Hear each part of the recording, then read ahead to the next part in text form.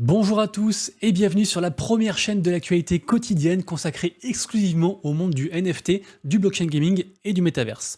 Comme tous les jours, on est ensemble pendant un petit quart d'heure et on va regarder ce qui s'est passé sur la dernière 24 heures. C'est parti directement.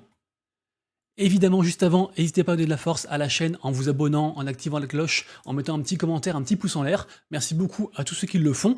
Et n'hésitez pas non plus à aller voir la vidéo que j'ai faite ce matin à propos de la chute du marché NFT. Il y a un gros drama qui se joue actuellement, je vous spoil, autour de Blur. Il y a aussi pas mal d'actu autour de Blur aussi, un Blur V2 qui vient de sortir. Donc allez voir la vidéo, elle est très d'actualité et très pertinente. L'information majeure du jour, c'est bien sûr l'arrivée de Threads, le concurrent direct de Twitter, donc made in Facebook, enfin plutôt Meta, le nouveau nom. Le truc donc est arrivé, c'est dispo quasiment partout, sauf en Europe. Malheureusement, c'est dispo aussi d'abord sur iOS, donc on attend de voir. En tout cas, ce qui est sûr, c'est que ça fait beaucoup parler, évidemment. On a Mark Zuckerberg, donc qui est derrière Facebook, enfin Meta, pardon, qui a tweeté pour la première fois depuis 12 ans. Donc il a tweeté du coup le fameux mème en fait de Spider-Man, vu que ça ressemble très fortement à Twitter, et forcément on a toutes les grosses boîtes qui ont commencé à faire leurs comptes. Alors on peut checker les comptes des gens, mais on peut pas interagir avec et créer des choses en fait, vu qu'on n'a pas de compte. Sachez quand même que quand ça va arriver, et en tout cas pour ceux qui sont peut-être expatriés, qui sont ailleurs qu'en Europe, en fait il faut créer son compte à partir de Instagram, et malheureusement, ça je pense qu'ils ont fait exprès, mais franchement c'est pas ouf, c'est que si jamais vous supprimez en fait votre compte Threads, ça supprime aussi également votre compte Instagram. Donc voilà, on se log avec Instagram, et si on supprime, ça supprime tout.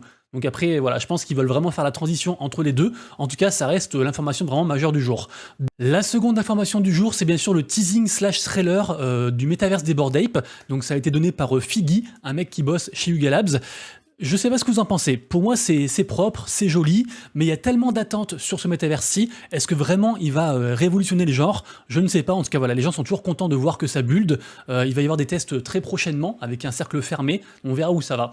Troisième info aussi, très grosse info, c'est ZK Sync qui nous tweet une image on sait pas trop, une capsule. Est-ce que c'est un NFT? Est-ce que c'est pour annoncer un airdrop prochain? Il y a beaucoup de spéculations. Franchement, les gens sont très hypés. Je vous rappelle que ZK Sync, il y a plein de gens qui ont fermé le airdrop, qui ont fait pas mal de choses, qui ont interagi avec différents protocoles. Moi, je pense que c'est un NFT. Après, on verra comment ça se passe, mais c'est un compte à suivre impérativement. Regardez-moi ça, 11 300 likes. Alors peut-être que c'est beauté, mais en tout cas, les gens sont grave chauds. Je vais quand même faire un petit refresh en live sur le compte Twitter, voir s'ils n'ont pas relâché une info au dernier moment. On va voir ça. Tac, non, il y a toujours juste ça. Donc on verra tout ça du coup. Dès que j'ai l'info, de toute façon, je vous tiens au courant, évidemment. Info suivante, on a la maison Steel, qui est donc des accessoires en fait de luxe, qui ont fait des Apple Watch avec des bracelets en fait connectés grâce à une puce NFC. Ce qui fait en fait que les gens, peu importe la langue qu'ils utilisent, ils vont en fait entre guillemets pouvoir avoir le mode d'emploi et l'origine et la provenance des matériaux en fait de leur montre. Donc c'est assez intéressant. C'est un apport en plus par rapport à la blockchain. La femme qui est derrière ça, c'est l'entrepreneur Nicole Steele qui est à fond pour la blockchain. En tout cas, voilà, ils ont présenté ça. C'est à partir de 300 balles, donc c'est pas non plus des trucs vraiment hors de prix. À voir comment ça marche. Elle pensait que les gens de chez Apple seraient peut-être plus, enfin ceux qui utilisent les montres Apple seraient peut-être plus dans la tech que les autres. Donc c'est une première expérience. On verra comment ça prend. Évidemment, pour ceux qui veulent à la fois sécuriser leur wallet et soutenir la chaîne, n'hésitez pas à faire un tour sur le site gratuit Webassi qui va estimer le degré de sécurité de votre wallet. Et en plus, si vous rejoignez par le lien, ça me fait 5 balles. Et je vous rappelle que là, je crois qu'on est genre à 35, à 50 affiliés. Ils sponsorisent la chaîne. Donc évidemment, du coup, pour moi, c'est trop bien. On continue ensuite avec le musicien Harry Styles. Personne s'y attendait. Le mec, il faisait un concert aux States, donc à Slane Castle. Il y avait 5000 personnes de présentes. Et en gros, il a airdroppé 5000 NFT à tous les gens présents via du coup, sur Polygon et via le site EVNTZ, qui est un site entre guillemets de billetterie électronique qui a géré le concert. Donc je sais pas trop pourquoi il a fait ça. Apparemment, il n'y a pas spécialement d'avantage, si ce n'est que les gens sont contents d'avoir eu un truc qui dit qu'ils étaient bien là à ce concert-ci. Évidemment aussi, ça onboard beaucoup de gens. Il a quand même promis différentes récompenses futures avec ses NFT, mais ça reste un truc cool, quoi. Franchement, belle initiative. Bravo. Et d'ailleurs, en parlant de musique, on a aussi Matt Pokora qui a annoncé faire un show 3D dans le métaverse à partir du 9 et 10 septembre prochain. Ça s'appelle MP7 Transition. Et voilà, donc ceux qui veulent plus d'infos, bien sûr, vous aurez tout en description. Également aussi une initiative très intéressante de la part de l'International Tennis Hall of Fame. Donc à la base, c'est un musée en fait aux États-Unis qui présente plein de trucs super hypés en fait de gens très connus. Je crois qu'ils ont genre une raquette de Serena Williams, un t-shirt de Intel, enfin plein de trucs comme ça. Et en fait, ils ont tout transposé, enfin ils sont en train de le faire. Ils sont en train de transposer en fait tout le musée physique en musée en fait métaversique 3D qui permettrait en fait à n'importe qui dans le monde de pouvoir visiter le musée et découvrir en fait les merveilles qui s'y trouvent. Le but étant bien sûr de répandre sur le monde l'amour du tennis via du coup les plus grandes stars et les reliques qu'ils ont laissées. Je voulais ensuite féliciter le Crypto Daily, premier podcast français sur l'actu du Web3 qui a fêté son épisode 200 et à cette occasion-ci ils ont fait des NFT sur Polygon, donc tout gratuit, ils sont tous partis, même moi j'ai pas eu le temps d'en avoir un, mais du coup c'est plutôt cool et a priori ils ont aussi promis différentes récompenses pour ceux qui ont réussi à choper ces fameux NFT. En tout cas belle initiative et c'est un podcast que je peux que vous recommander, c'est un truc très très quali. Ensuite en termes de vente, on a une très jolie vente, on a une vente en fait d'un golden skateboard de chez Azuki. Regardez-moi ça, il est parti pour 135 ETH, ça reste une somme énorme, évidemment énorme. Devinez qui c'est qui l'a acheté. Alors juste petite digression, c'est une collection très spéciale de chez Azuki qui avait été faite je crois il y a environ un an, un truc comme ça. Donc voilà, pour vous et moi on s'en fiche, juste c'est un truc très très rare lié à l'écosystème Azuki. Et donc qui l'a acheté, c'est monsieur bien sûr Pimp Capital. Pimp Capital d'ailleurs qui a retrouvé son compte sur OpenSea parce qu'il avait été bloqué. Et je rappelle que lui c'est une très très grosse whale. De toute façon voilà, tous les gens qui ont un bored ape doré, ça coûte très très cher, donc c'est une très grosse whale. Et c'est aussi un spécialiste en fait du farming de Blur en fait. Donc voilà, il apporte vraiment beaucoup de liquidités et c'est un mec presque indispensable à l'écosystème. Si ce mec là part, je vous raconte pas le bain de sang qui va se passer derrière au niveau des NFT. Très intéressant aussi, on a Johnny, donc c'est un des dessinateurs en fait de chez Des Gods et aussi Youths, qui revient sur la création de l'œuvre Des Gods et Youths et aussi Dead Gods, la troisième collection, et en fait de leur approche au niveau de la conception. Et en fait ils sont servis d'un truc qui s'appelle la densité proportionnelle. Alors moi au début ça me parlait pas, j'ai lu le thread et c'est super intéressant et c'est un petit peu une sorte d'étude de logo pour proposer quelque chose de vraiment très intéressant à la commu. Donc vraiment allez lire le thread, c'est franchement cool. On parle ensuite de Bats. Bats, c'est un petit peu une sorte de mini Jack Butcher. D'ailleurs, il est très fan aussi de tout ce qui est PP. C'est lui aussi qui est derrière la collection Keyboard, qui marche très bien actuellement. Vous la verrez, je pense, en top tendance sur OpenSea. Et donc, je pense que c'est un artiste à surveiller. Il fait des belles choses, il délivre, il propose, il innove.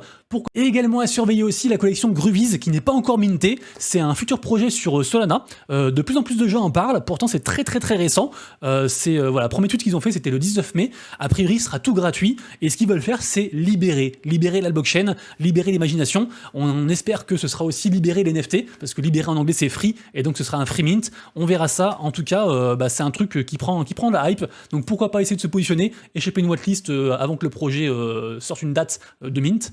On continue ensuite avec la partie blockchain gaming. Aujourd'hui, la journée est dans le neutre. Les tokens de la GameFi sont à moins 0,14%. Donc, on va dire dans le neutre, rien de particulier. Au niveau information, on commence par Star Atlas, un des plus gros projets sur la blockchain Solana, qui fait un partenariat avec Hello Moon. Donc, Hello Moon fournira aux produits de jeu Star Atlas un accès évolutif en temps réel aux données de la blockchain Solana, permettant une expérience de jeu transparente appartenant aux joueurs. Donc, peut-être qu'ils vont aussi pouvoir, comme ça, extraire les API du jeu et les diffuser, je sais pas, sur un leaderboard blockchain. Je ne sais pas trop. En tout cas, c'est un joli partenariat. Et Star Atlas, je le dis pas souvent, mais ils font vraiment beaucoup de partenariats. Et mine de rien, ils délivrent, ils sont toujours là. Beaucoup de gens les enterraient à cause de la chute de FTX, parce que ils avaient beaucoup d'argent en fait par rapport à FTX, et du coup qu'ils ont perdu quand l'exchange a chuté. Mais ils sont là, ils délivrent et tout. Et franchement, bravo à eux. Donc on suit ce qu'ils font, évidemment. Animoca Brands, le gros fonds hongkongais que je suis de très près, évidemment. Si vous n'avez pas vu ma vidéo de avant-hier, allez la voir. Très intéressante par rapport au prochain bull run. Et ce que moi je pense au niveau de l'Asie, tout ça, j'en dis pas plus, allez voir. En tout cas, ils font un partenariat, ils vont même carrément backer, si vous voulez, le jeu Farcana.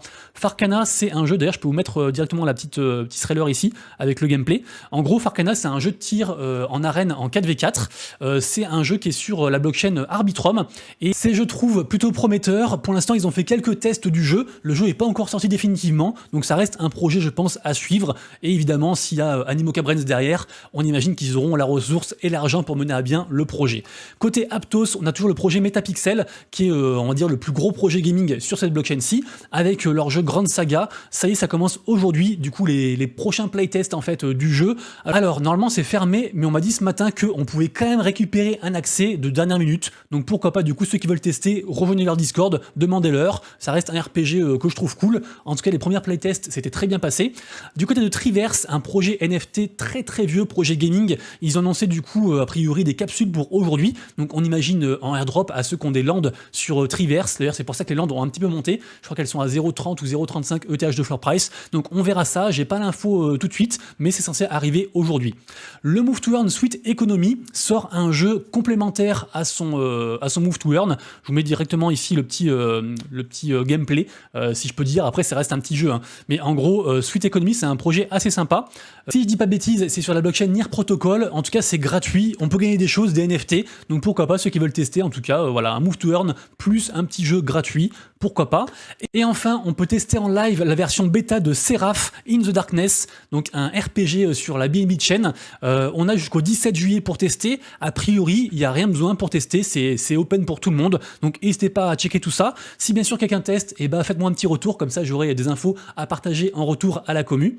Et on finira la vidéo du jour avec la partie marché NFT à surveiller et mint du jour. Écoutez, le sentiment de marché aujourd'hui, il est comme hier, donc les gens sont assez frileux, en tout cas les retail. Le marché au niveau blue chip, il est kiff-kiff, il est égaux, même si moi j'ai quand même noté des baisses sur certaines collections NFT qui avaient beaucoup pump hier, notamment Azuki, Bored Ape ou quoi, c'est rebaissé un petit peu. Après voilà, globalement la journée elle est pas non plus transcendante, donc rien de particulier, hein, toujours très volatile de toute façon. Et puis si jamais vous allez sur OpenSea, vous cliquez sur trending et comme ça vous verrez les collections entre guillemets qui suscitent le plus d'intéressement actuellement. On retrouve bien sûr Keyboard dont j'ai parlé tout à l'heure, on retrouve Rift Valley, donc le coin de Adidas, on retrouve Nakamingos aussi qui est pas mal monté, qui est monté jusqu'à 0,30, on retrouve les mechas de chez Bored Ape, Sapiens aussi, j'en ai parlé hier, pas mal de choses, donc vous irez voir tout ça. Évidemment, comme tous les jours sur mon compte Twitter, je vous fais un petit tweet récapitulatif des NFT qui peuvent le plus bouger en fait aujourd'hui, notamment qui peut bouger aujourd'hui, on retrouve Taproot Wizards puisqu'ils vont faire un space avec Vitalik Buterin. Donc c'est une collection sur Bitcoin mais avec pas mal de hype, une des plus anciennes. Peut-être ça peut aussi faire bouger les choses suivant ce qui est annoncé, on verra. Également aussi sur Bitcoin, on a Ordinal Maxibiz qui marche toujours très bien avec des volumes vraiment indécents. Nakamigos, j'en ai parlé. Killabears aussi, pareil, joli mouvement ascendant. Il monte tranquillement. Donc franchement, Killabears, il délivre beaucoup de choses. Très jolie collection sur ETH. En mint du jour aujourd'hui, on a la collection de Dior. On a le RPG Dimensionals. Je vous ai fait un petit, je vous ai retrouvé le petit tweet en fait de la part du projet parce que le mint est assez compliqué, il y aura 1000 NFT et en fait c'est du play to mint. Bien sûr si vous êtes whitelisté, vous aurez quand même une garantie pour minter après, mais ils ont cuté la supply à 1000. Parallèle TCG, c'est un très gros mint. Alors là du coup c'est particulier, il faut être whitelisté, mais la public ce sera le 11, je vous le redirai, c'est un énorme projet vraiment, et après vous reverrez pour le reste, je vous mettrai bien sûr tout en description comme d'habitude.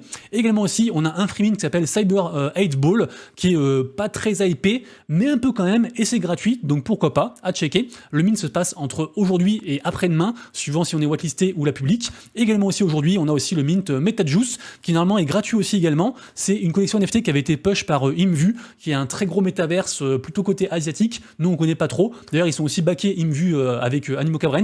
Ils sont aussi assez liés. Donc, on verra où ça va, mais niveau engagement social, pour l'instant, c'est très léger. Donc, pour moi, moi, quand je vois ça, j'ai très peur. Après, on verra, hein, si c'est gratuit, ça mange pas de pain.